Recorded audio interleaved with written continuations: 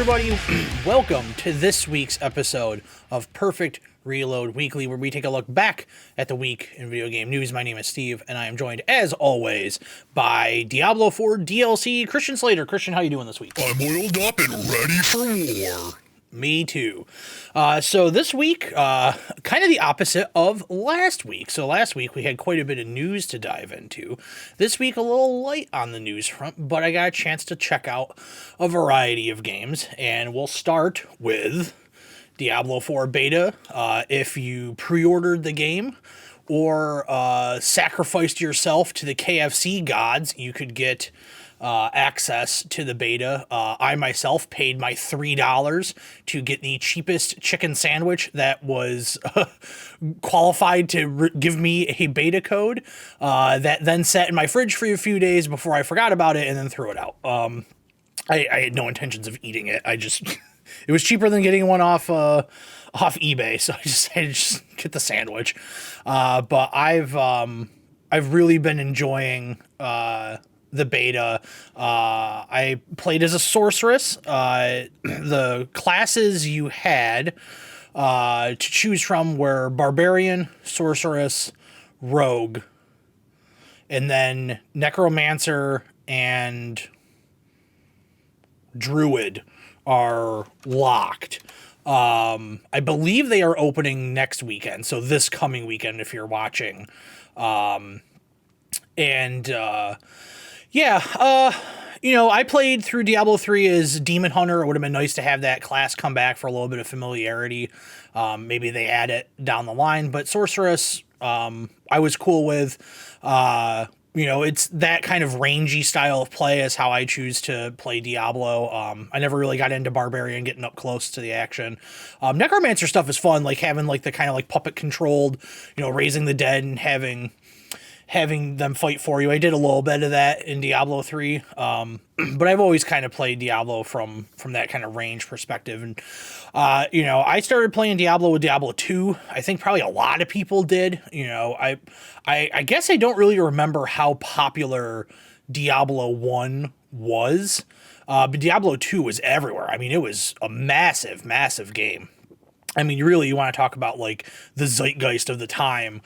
Diablo 2 was everywhere. And I remember getting my PC copy and playing through it and absolutely loving it. And then it was a game that I kind of like never really came back to. Honestly, I think it was probably because at the time I probably lost my copy or something along the way and just never decided to buy another one or go looking for it or anything like that. Back in those days where you had like, the multiple install discs and play discs, I can't remember how many discs Diablo 2 was, but it was a few. And, you would put them at the time, your parents would be like, oh, we got to throw all these jewel cases out. Here's like a CD binder, put all your CDs in there. And of course they don't know the difference between music and games and whatnot. And so you would put them in there and then, inevitably one would fall out or it'd get scratched and you couldn't use it. And you could never reinstall the game or, whatever it was.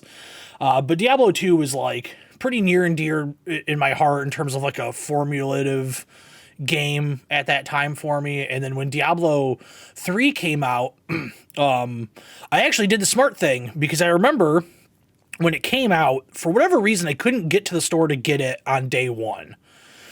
I don't remember what that reason was. And then all the reports started coming out about how you couldn't get into the game. And there were a lot of issues with just trying to log into the game, getting your Blizzard account or Battle.net account up and running and just actually getting into the game. And so I ended up waiting a couple weeks and then going to pick it up. And I think that's actually the last physical PC game I've bought. Yeah, I have to imagine. I can't imagine what else I would have bought physically since then. I mean, these days, good luck trying to find physical PC games regardless. I'm sure Walmart might still have like all those like casino packs or hidden object game packs around. I remember always seeing those around there. And actually, surprisingly, the like Diablo 2 battle chest, it was like eternally there along with the Warcraft one. And I think you could probably, up until, I don't know, a few years ago, I'm probably using the term few loosely at this point, probably 6 or 7 years ago. I remember even seeing like StarCraft in Walmart. Those Blizzard games had a really, really long run on shelves, more so than other games. But I really enjoyed Diablo 3. I wasn't thrilled with like the whole like auction house thing. I know eventually they did away with that, and then it was starting to kind of shift to like a more online like season based thing. And I kind of got out of the game at that point, at least on the PC side. I did come back around when they released it on console, and I actually played. So I played the PC version by myself, and then when it came out on console, I had a couple of coworkers that were interested in playing it, and then like a customer at the store we were working at was interested in playing it. So we actually got together and played through it on console, and I really enjoyed it. And I really thought that combat role that they added to the right stick on consoles like really changed the way you played the game. Which is why in Diablo 4, and it's not there, it almost makes Diablo 4 feel dated. There is a dash on a 5-second cooldown. It is not the same. It just really isn't. So I really kind of had to like, I could not find, I was looking online if the combat role was in there, and I couldn't find anything. So I was like, all right, well, I've got this beta code and I can pick what I want to play it on. Why don't I play it on console and find out if it's in there? And then next week, this coming week, from when you're seeing this, when the open beta happens for everybody, not just the people that pre-ordered and bought double downs, I'll try PC and see if I like that. So I got it onto Xbox. I was not aware of the queue time issue. I guess it just escaped me, because usually Friday afternoons is when I'm wrapping up getting this show ready and checking last minute news, anything that happened, et cetera, et cetera. And I figured I would have heard it because it let you pre-install the game. So Thursday night I had already installed it. I was ready to go. I knew I didn't have to wait to install it. And then I saw the thing saying like, oh, there's a queue time. And I was like, oh, okay, I guess. Yeah. A lot of people probably went the route of getting the chicken sandwich and getting on there, hopefully it's not too bad. And so I got out of work and I went upstairs and I turned on the Xbox, and I had a 189-minute wait.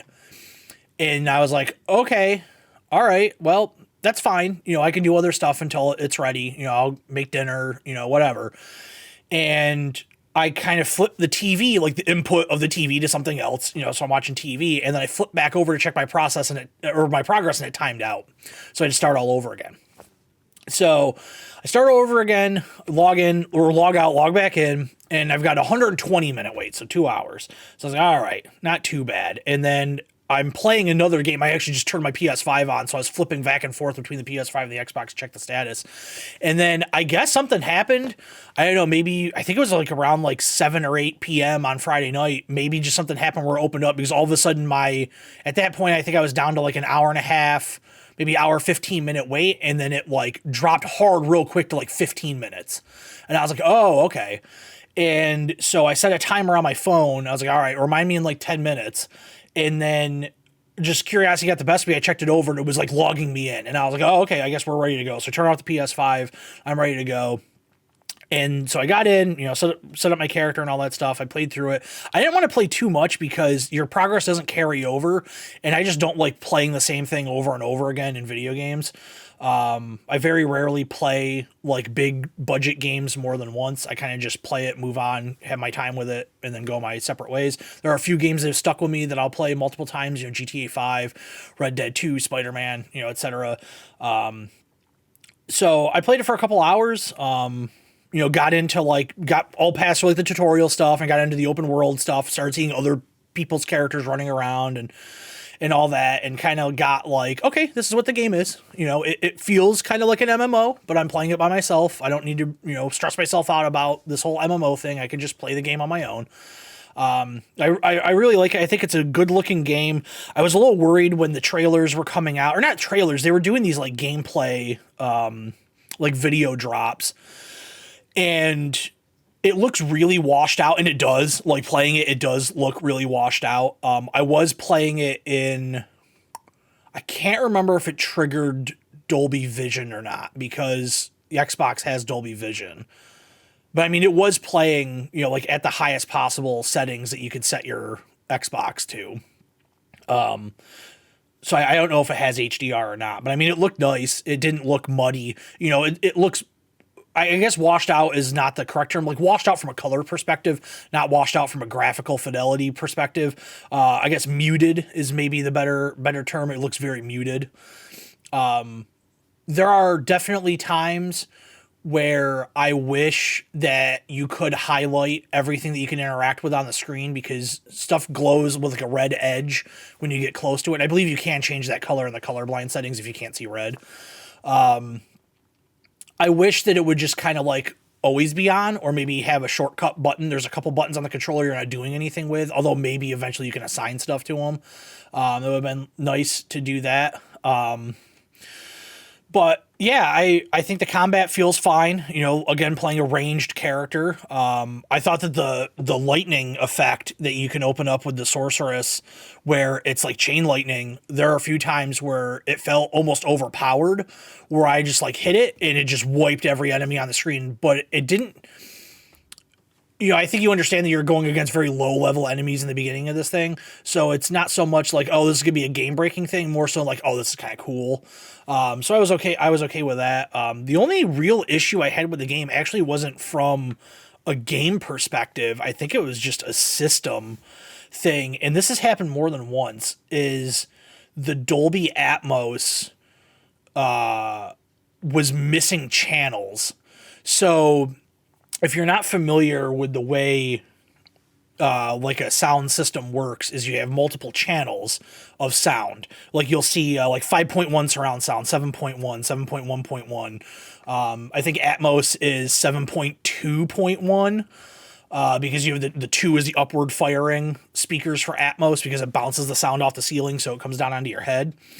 And so obviously the game or the movie or whatever piece of media you're watching will assign certain sounds to those channels. And it does seem to be the center channel is a lot of time used for dialogue. And this happened with another game that I was playing on a different system on my PS5, where all of a sudden I just didn't have voice audio. I just had ambient surrounding, like I could hear footsteps but not talking. And it's not a game issue, it's a system issue. I had to go in and mess with the sound system settings on it. Is I recently decided to invest in upgrading my like video game movie watching experience. So new TV, soundbar, all that stuff. And the TV that I got has the ability so the TV I got has speakers behind the glass, that has speakers behind the panel. And if you get the appropriate TV with the appropriate soundbar, you can connect the two. So it'll not just use just the soundbar speakers, it'll also maintain the speakers behind the TV. And I think maybe it had something to do with that. So that happened with Diablo 3, it happened with Gotham Knights as well. But Diablo 3, like the opening cutscene, like the audio was like totally messed up. Once I got into the game, it was fine. So I ended up having to go into the Xbox system settings and mess some stuff around, and it's been good ever since. But it's one of those things where it's like, those are things you don't really think about. Typically it's like, why am I having weird sound issues? Oh, it's because it's not the game. It's all this dumb technology we've decided to piece together to make our games look and sound as good as they can. But yeah, I really do think that Diablo 4 is going to be, when that thing comes out in a few months, I am looking forward to digging into that. June is a loaded month. Just a few days before is Street Fighter 6, and I think 2 weeks after is the next Final Fantasy. So I think that there's going to be like a subset of people that hit all 3 of those, and man, they are going to be loaded for bear this summer. I really am looking forward to this game. This coming weekend, get into that open beta, check it out. Even if you're not traditionally a Diablo player, this is kind of like been my motto on this channel is, play something different this year. Get out of your comfort zone. If you haven't played a game like this before, check it out. You might end up really liking it. Christian, did you have any thoughts with Diablo? You sat alongside me the entire time while I was checking it out. Yeah, I fell in with a bunch of Satanists back in the late 90s. There was a lot of sitting around in circles, but hey, it got me tax-exempt status and a cameo in Zoolander. We all could use those cameos, But Moving on.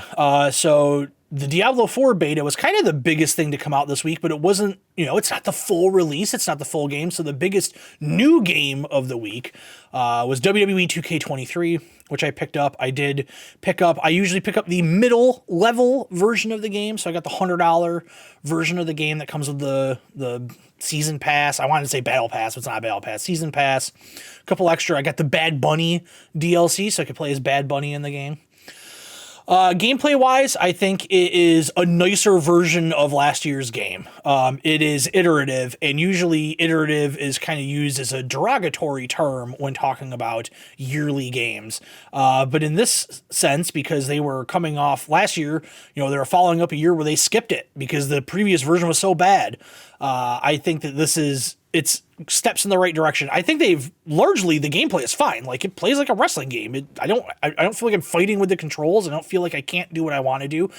Obviously, there's some inherent jankiness with two things. One, all wrestling games are kind of inherently janky, and two, just their way that they make their games in particular, visual concepts, are kind of janky.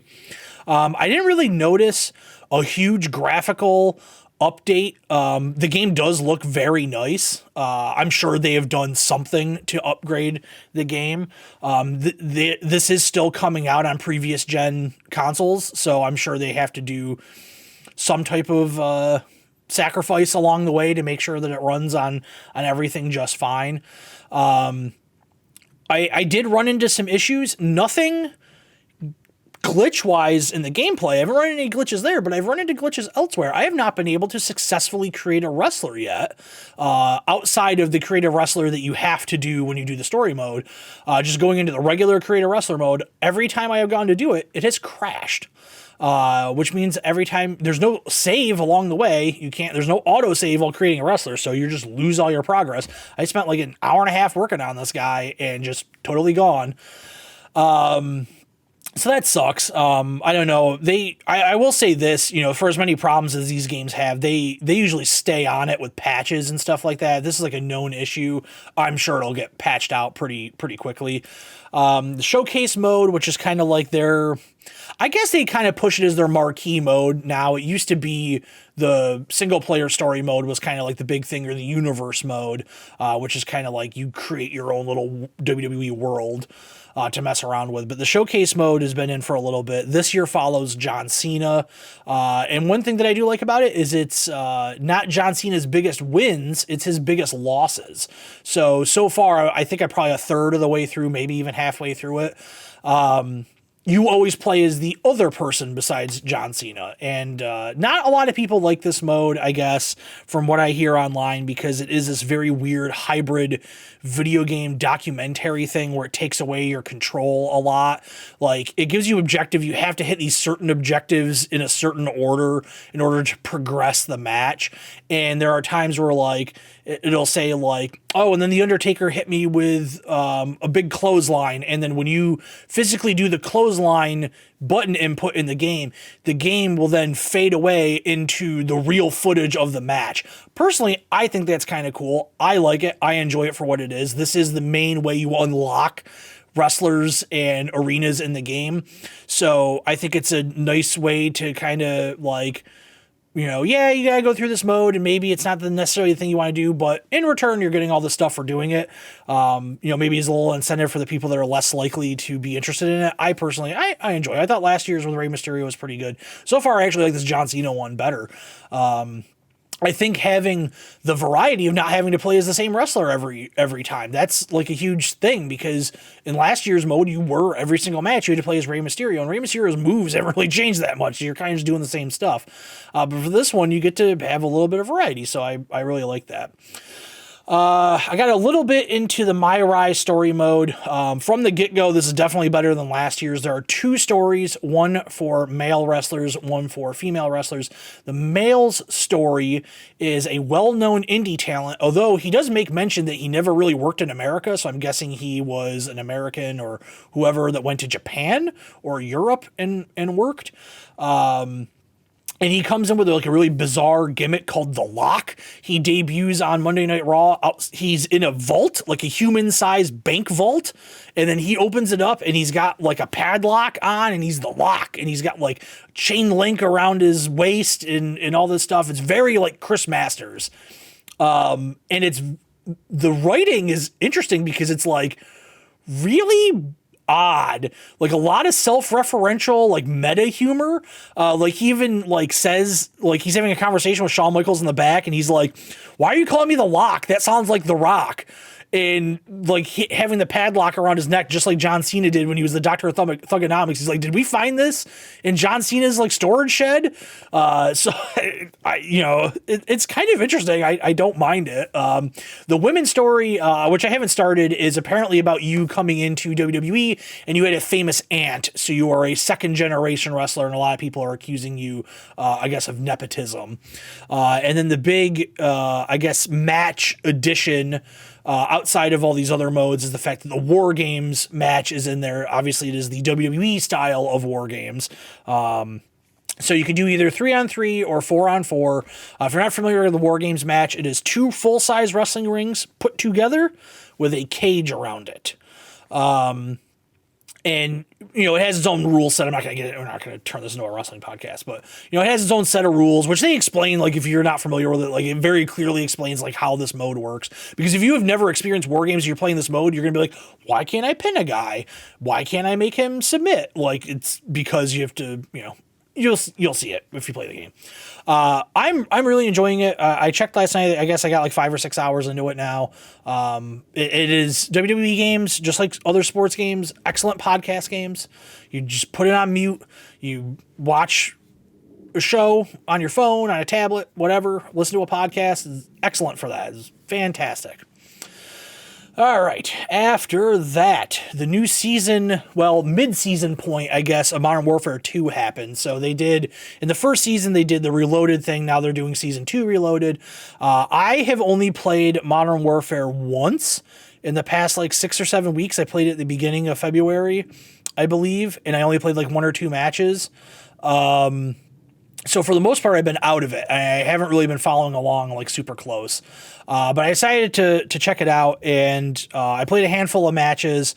I flipped on the 120 hertz mode to see what that was like. It is super smooth. The new map, oh god, it's called like Himmelman Exposition Center or something like that.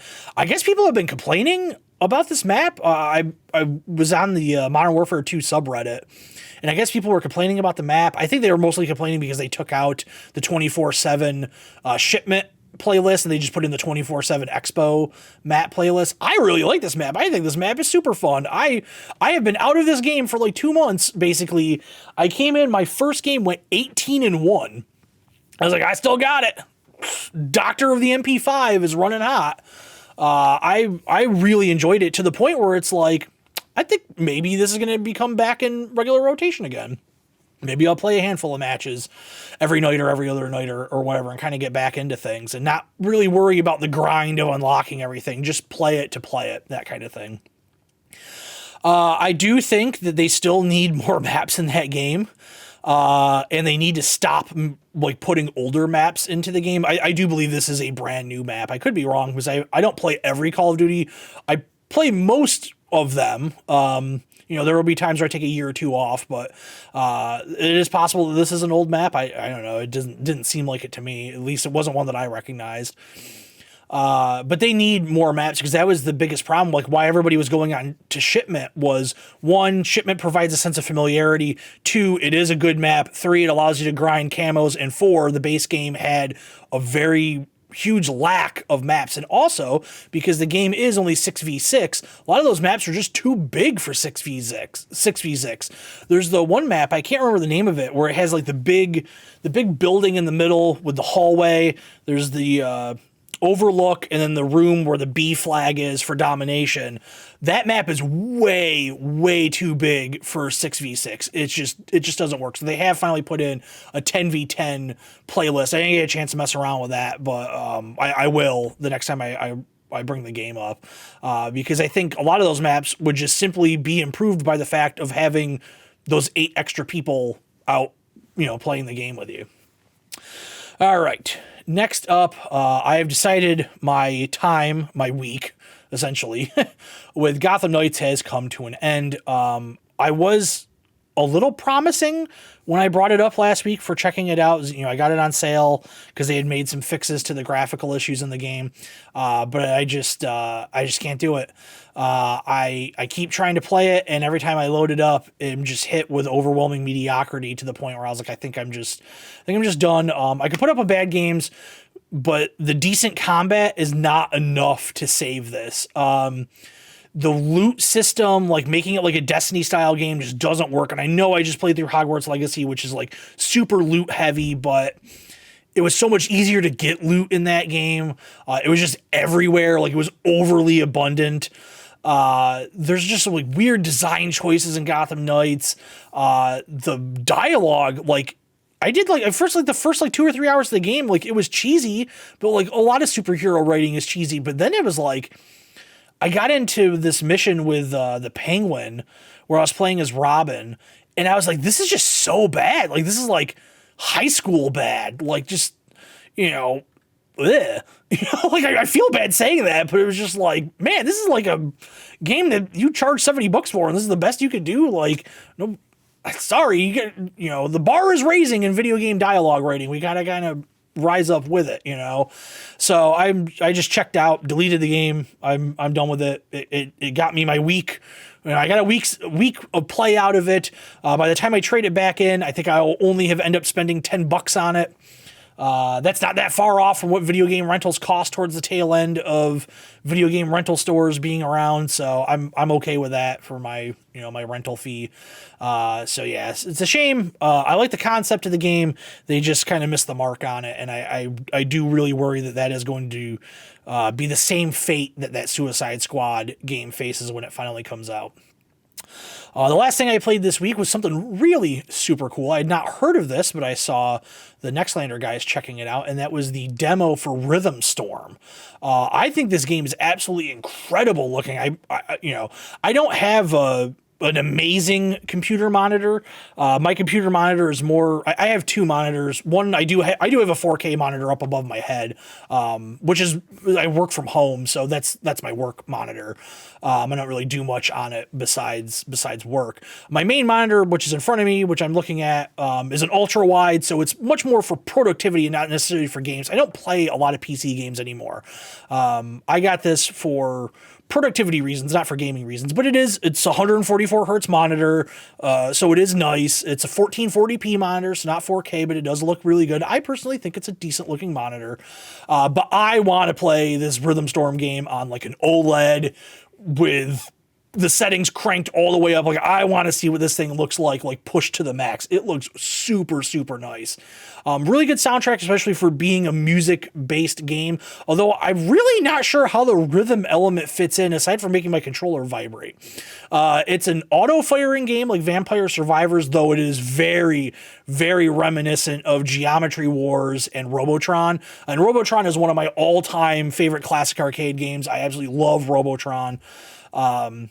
So think Geometry Wars and Robotron, only with the auto firing thing. I wish the demo lasted longer. I played the demo to completion. I really like it. It has got that Vampire Survivors Call of Duty dopamine hit where you are constantly unlocking stuff. You're constantly leveling up. You're constantly getting new mechanics, upgrading your weapons, etc., etc., etc. It doesn't say when it's coming out. It just says later in 2023. But yeah, this is like when this comes out, unless it comes out in the middle of 9 million other things, like I'm going to pick this up the day it comes out. I really, really enjoyed it. So if you're, I think the demo is still available. I don't know if it was part of that demo fest thing that they did a few weeks ago, which might have even been like a month ago at this point, because sometimes those demos stay and then sometimes they go away. So if it's still there, I check it out. I don't know, it's probably like 15 minutes, maybe even 10 minutes. I kind of got lost in it, so I don't really know how long it was. It wasn't very long though. But I definitely suggest checking that out along the way. And oh, buddy Christian, I apologize. I realize I have forgotten to trigger you again. Oh God, it's the woes of doing these things, and you get lost in conversation, and then you ruin the gimmick of the show, and that's why we're not going to get renewed, and that's why I can't pay my medical bills. But yeah, so sorry, buddy. I'm sure I'll get a nice flogging later on.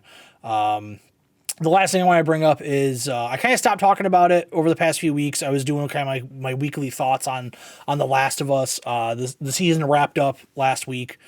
I think it's so far it's the best video game adaptation into another piece of media ever. Most video game movies are terrible. There's not a lot of video game TV shows. None really jump to mind. But this was fantastic from start to finish. I really, really enjoyed it. The changes that they made from the game worked. I didn't feel off-put about anything. I know I saw a lot of complaints. I kind of checked two things, for people's kind of overall thoughts when the last episode ended. There was the live thread on Reddit and then the comment section on the AV Club review. And it seemed like a lot of people's complaints were just not enough of the clickers, of the zombies, all that stuff. They just weren't there. I get that. I do. But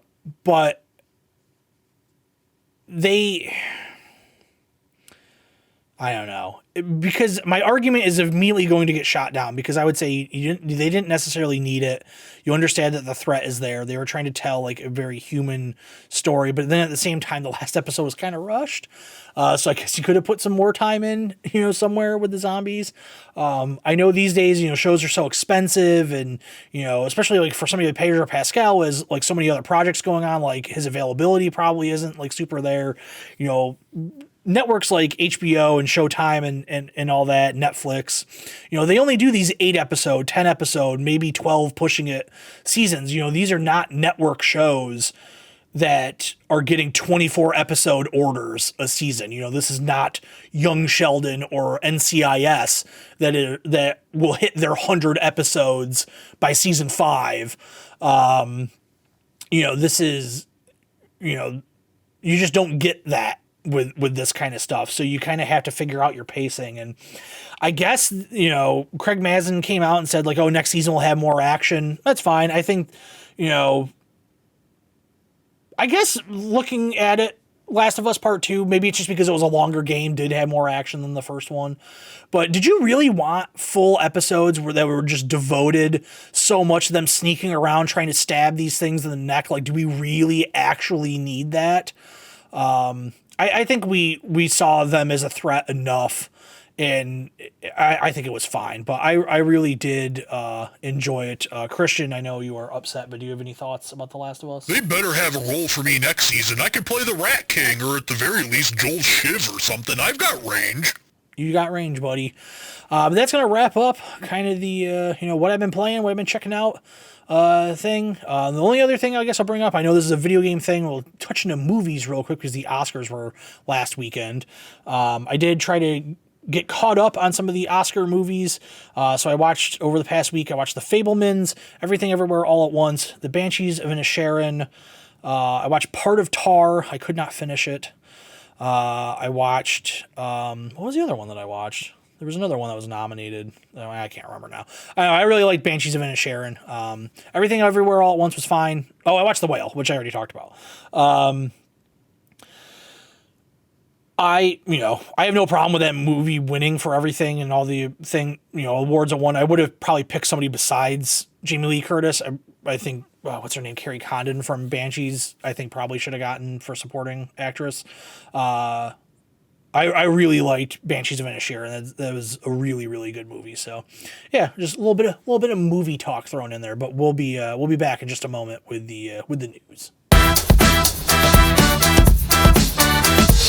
All right, we are back with the news, and we are kicking it off with a game that has been accused of plagiarizing Elden Ring. Archangel Studios' new game, Bleak Faith Forsaken, has apparently ended up with some animations in its game that are ripped right from Elden Ring. Oh, everybody steals from everybody. I stole my face from Jack Nicholson. That's true. Basically what happened is, so if you've ever done any type of creative work, whether it's music, animation, there are asset stores I don't do a lot of animation or anything like that, so I'm not super familiar, although I have done some work with Blender. So I have found myself on websites that will sell you Blender assets. My work more for the music thing, there are a lot of websites. I use Splice to get like my drum samples and stuff like that. So there are asset marketplaces out there, and I guess the Epic Game Store has an asset marketplace. And what ended up happening was they say unknowingly, we don't have any reason to believe otherwise, ended up purchasing some third-party assets on the Epic Marketplace and put them into their game, and ended up being essentially there's some like side-by-side comparisons, and yeah, it's the same animations from Elden Ring. There's a quote here, so it says, a developer named Roya from the game said that whatever animations not made in-house were purchased from the Epic Marketplace and have been up there for years, rigged to an Epic skeleton. The developer went on to say that, I'm quoting a Kotaku article, that the marketplace was used to fill in generic art and was still edited to fit in the general needs of the art direction, clarifying that only 10% of the art used in Bleak Faith Forsaken was bought directly from the Epic Marketplace. In the end, Archangel Studios said all assets were purchased in good faith. I imagine they were. They probably were. They are going to take the animations out. They're going to patch them out. And Epic's comment on this was kind of weird. It says, Epic Games isn't in a position to independently verify such rights. So basically they're saying like, hey, yeah, we're going to sell these things on our marketplace and get a cut for that sale, but we're not going to police them in any way. It's not up for us. I genuinely think that this was just a mistake. I mean, I don't think anybody is that dumb to like purposely rip off. I mean, stuff like that has happened before. Like character design wise, where it's like, oh God, this person just watched this movie and now their character looks like this, like that kind of thing. Like you can tell when somebody's, influences are really right there on their sleeve, some of the time, but I don't think that they knowingly went in and was like, oh, let's purchase this animation because it looks identical to the Elden Ring animation. Like, I don't think anybody is that dumb to pull something like that. So they're doing the right, they're taking it out of the game. They're going to patch it out. Good for them. Honestly, this probably isn't the worst thing to have happened to them, because I don't think anybody was really talking about this game until this happened. Maybe this gets a couple of people to check out the game, who knows. But yeah, that kind of thing, you get, I don't know, at least I do, because I have to look up so many content related things all the time that those are like all the ads I get on Instagram. And it has gotten to the point where some of these are so widespread that when I watch something on TV, it's like, oh, I know exactly, they didn't make that. I know exactly where that came from. I know that exact download that I saw on Instagram that cost me $30. I have that. It's like, oh, I see, like, CM Punk, the wrestler's entrance video in AEW is an asset pack that's advertised on Instagram. I have it. I use it. If you watch, my other show on here, Full Motion Sickness, the TVs that I use are from that exact same asset pack. It's like $30. There are a lot of YouTube vloggers and stuff that they're opening credits. Those are just plug and play things. You just have to type in like the name of your channel or whatever. And obviously, if somebody gets like really well known off of that and it becomes associated with that channel, even though that like any person can go out there and buy it for $20-$30, they're just not going to use it, because even though it is open source, or not open source, royalty free, you're not going to use it, because then you're just going to get a million comments like, oh, you just stole the credits from so-and-so's channel.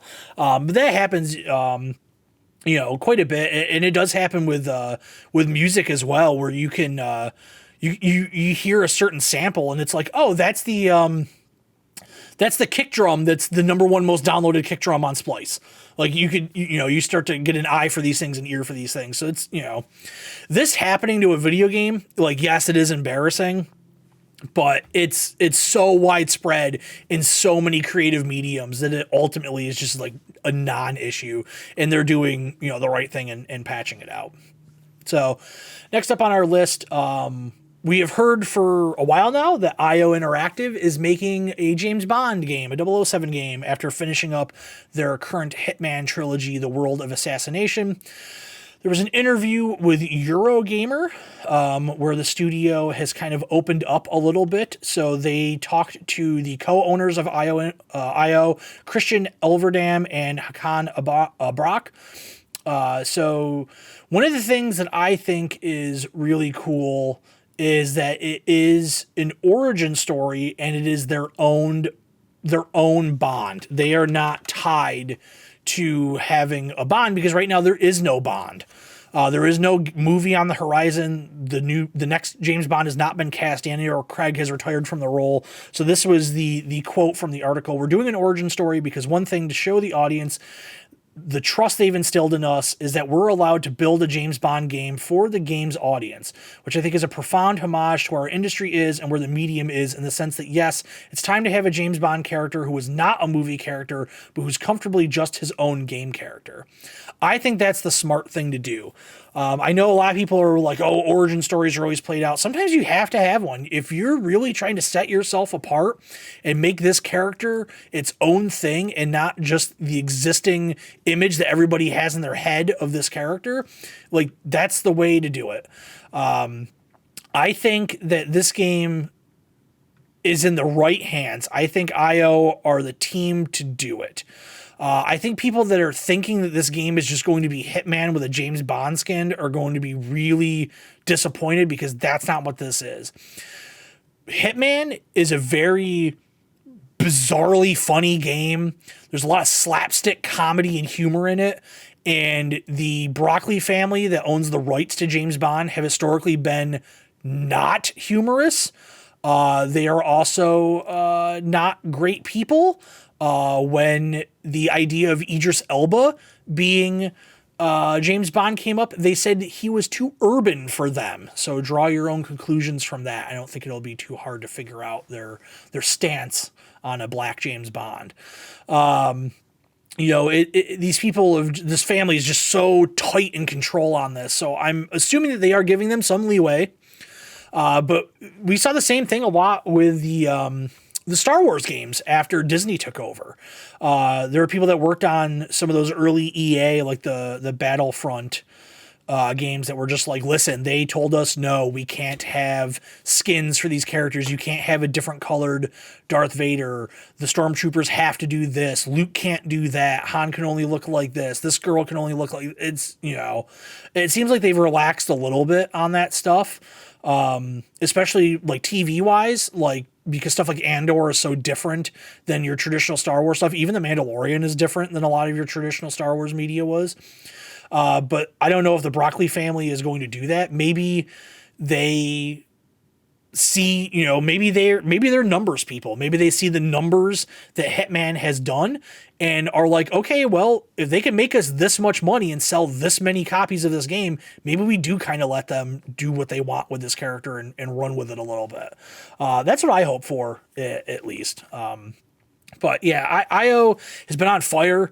I think those Hitman games, some of the best games of the past generation, like right up there at the top. I mean, unbelievable games.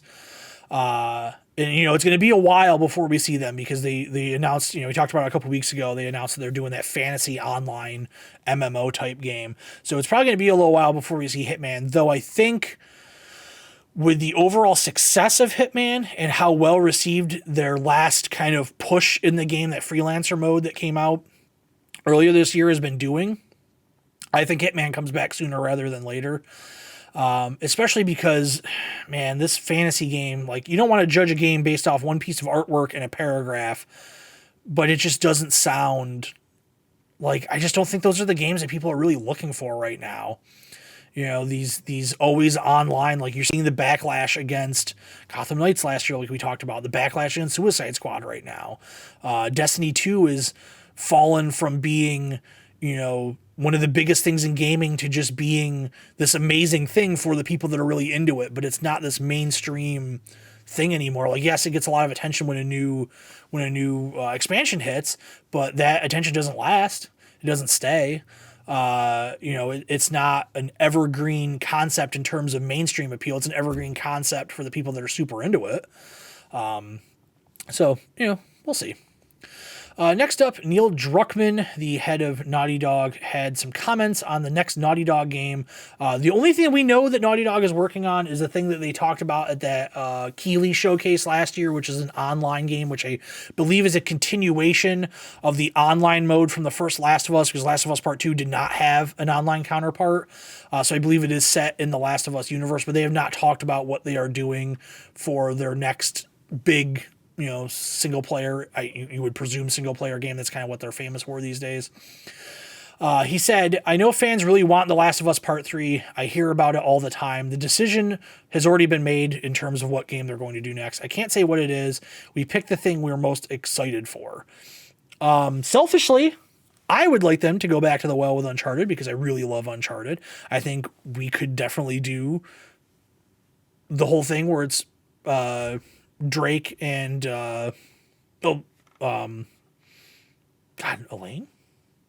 Why am I blanking on his wife's name? Is it Elaine? Nathan Drake wife. Oh my god. Why?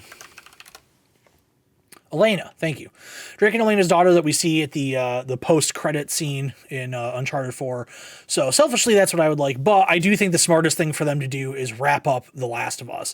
I know a lot of people say that, like, oh, The Last of Us was done with Last of Us 2. No, it doesn't. It ends on a cliffhanger. It absolutely does. There's unfinished business there. So they have a massively popular show. There's no closure to Ellie's story. I imagine they're feeling probably a lot of pressure from Sony, from HBO, from all over the place, fans, to do another Last of Us. Just get it out of your system. I think that that's the smart thing to do. If it was me, obviously, yes, I would want another Uncharted. If I were Naughty Dog, though, make your other Last of Us and then new IP. It's time. Just move on, new IP. If you want to do another Uncharted, pass it off to another studio. So, Sony has the power to do that. They could pull it from them and give it to another studio. They already did it with that Vita game. Nothing's stopping them from doing it again. I think it's kind of a very much like wait and see sort of thing. But, Naughty Dog is, they have proven that they are one of the best in the business. And whatever they do next is gonna be huge, unless they decide to do some weird left turn or something. But unless you're gonna give us like Last of Us kart racing or something like that, like just make your Last of Us game and move on. All right, our final story for this week is that the finalists for the 2023 class for the Video Game Hall of Fame has been announced.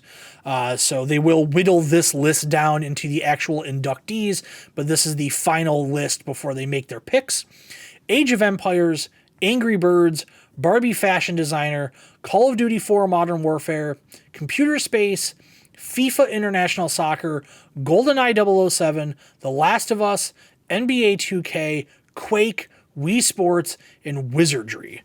So if you're not familiar, the Video Game Hall of Fame exists within a museum called the Strong Museum of Play. It is a children's museum located in Rochester, New York. It is an hour and a half away from me. I have been there before, and I will tell you right now, if you go there expecting to see the Video Game Hall of Fame, you won't, because it doesn't physically exist.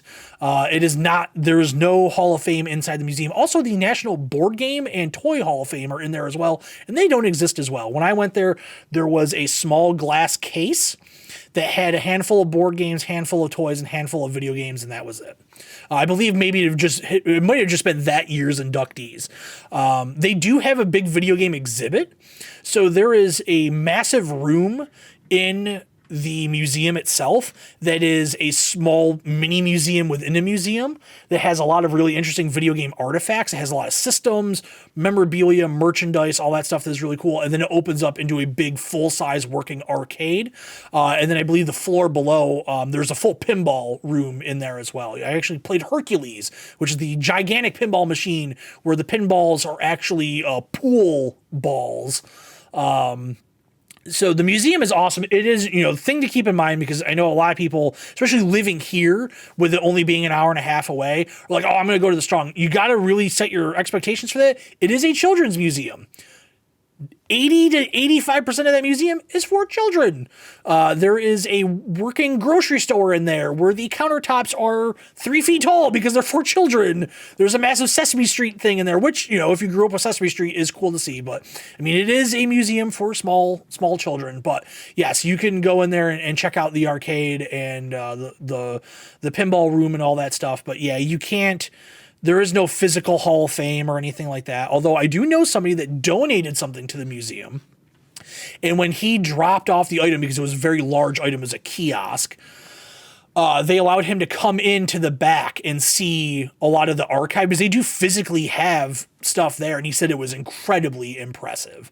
But yeah, none of it is, it's not open to the public. So it is very misleading when they say that. Because I believe on the museum's website, it's like, we have the Video Game Hall of Fame, but you can't look at it. So that's odd. All right, so out of this list, who am I picking? I don't know. For RTS, I think I would probably go StarCraft over Age of Empires. StarCraft already might be in, so I probably wouldn't put Age of Empires in. Angry Birds, that's a tough one. I personally really like Angry Birds. I've never really got into mobile games, but Angry Birds is one that I've always gone back to. I really do like it. I don't know if it's necessarily the most important mobile game. I don't know what else they've put in that's mobile. So I guess if they haven't put in anything else that's mobile, then yeah, Angry Birds is fine. Barbie Fashion Designer, I remember this being like a really big deal because obviously back when it came out, you know, they very much marketed most video games as being for boys. They didn't really do girl games, and obviously video games these days, you know, there are still children's games that come out that are very gender, you know, marketed, gender driven. But you don't really see that anymore. The last era of system that really had that, I would say, was the DS. You saw a lot of that stuff. But Barbie Fashion Designer, I do remember being quite a big deal and pretty influential. And a lot of women I've met, girls I've known, that grew up with video games were like, yeah, no, I definitely remember playing Barbie Fashion Designer as a kid. Like, I remember my parents getting it for me. So I would say that that's probably big enough that it should go in. Call of Duty Modern Warfare, I think that should go in because it really did restart the first-person shooter genre and set the tone for the way first-person shooters are played online still to this day. So I'm good with that. Computer Space should already be in there for just the sheer historical aspect of it. FIFA, it's the most played game in the world, although I don't know if Fortnite has now taken that title away from it, but FIFA is huge. I don't know if FIFA gets in against some of these other games, maybe a different year. GoldenEye 007, the game actually fucking sucks, so that I don't understand. It was popular, but just because it's popular doesn't mean that it belongs in a Hall of Fame. The Last of Us, I get it from a marketing perspective. Like, yes, let's put that in this year when it's hot. And yeah, The Last of Us did raise the bar for video game writing and narrative storytelling in video games. Sure. NBA 2K, I love NBA 2K. No, doesn't need to be in there. Quake should already be in there. What the hell are they doing not having Quake already in there? Quake should be in there. And Wii Sports should be in there 100%. The Wii is one of the most innovative video game experiences of all time. And Wii Sports was kind of the defining game of that. Wizardry, there are better examples of computer games from that era that if they aren't already in there, should be in there. So yeah, I guess I'm taking, okay, let's take Angry Birds, Barbie Fashion Designer, Modern Warfare, Computer Space, Last of Us, Quake, Wii Sports. That's 7. I believe that they usually do like that 5 to 8 range. So yeah, those are my picks. Lock my picks in. That's gonna wrap things up for this week. God, next week, no game releases really. We're kind of out of game releases, big ones at least, until kind of, I guess the next one is Star Wars. Let's do a quick look real quick. But I believe we are kind of running dry for a little while. Although next week, a lot of people will be playing the Diablo beta with it being open to everybody. But yeah, so we have WWE 2K23, which came out on the 17th. Resident Evil 4 comes out on the 24th, so that'll be a big one for a lot of people. The Show comes out on the 28th. Last of Us on PC comes out. So there's releases, but not like huge, big ones. It really isn't until, yeah. So Dead Island 2 and Advance Wars are the 21st, and then Star Wars Jedi Survivor is the 28th of April. So it's going to be a little bit of a lull. You know, maybe I'll use it as an excuse to check out some more older stuff. But yeah, that's gonna that's going to do it for this week's show. As always, thanks for hanging out. Christian, I apologize again. I keep forgetting. I just get into a roll, buddy, and I forget you're floating behind me. Anything you want to say before we go? Yeah, I got to get going. My Street Overlord is kicking in, so you better find the drywall patch kit. Hey, Street Overlord, sponsor us. I'll see you next week.